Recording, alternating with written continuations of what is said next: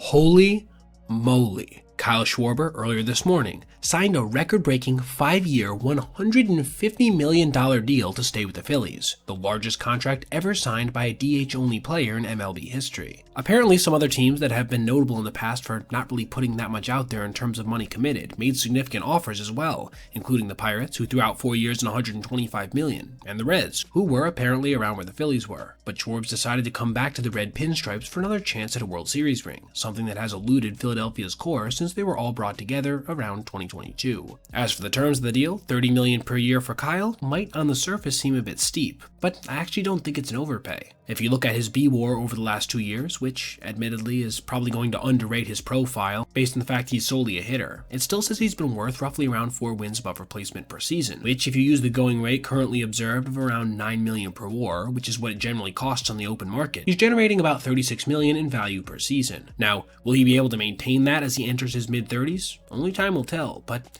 I will say, his skill set seems to be of the mold that generally ages well. Why?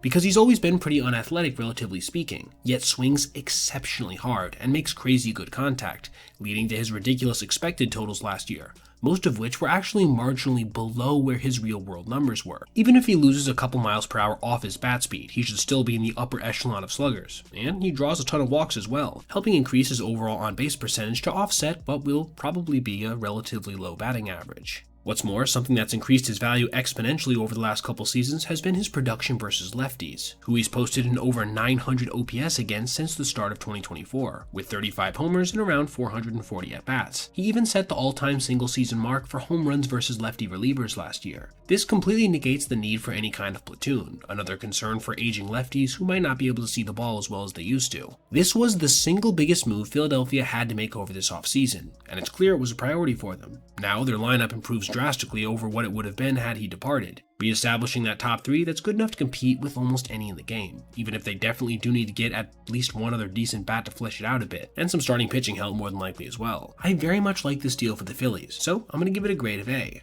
They got their guy, and didn't have to drastically overpay to do so, with $30 million a year being a very reasonable price for a slugger of Kyle's caliber entering 2026. Alright everybody, if you made it this far, I appreciate you watching, and if you did, consider checking out any of these other videos on your screen right now for other content just like this. Also, if you ever see anything you'd like to see me detail in the video, feel free to reach out to my email, basebpoet@gmail.com, and if I end up using your idea, I'll give you a shout out. Thanks for watching, have a great rest of your day.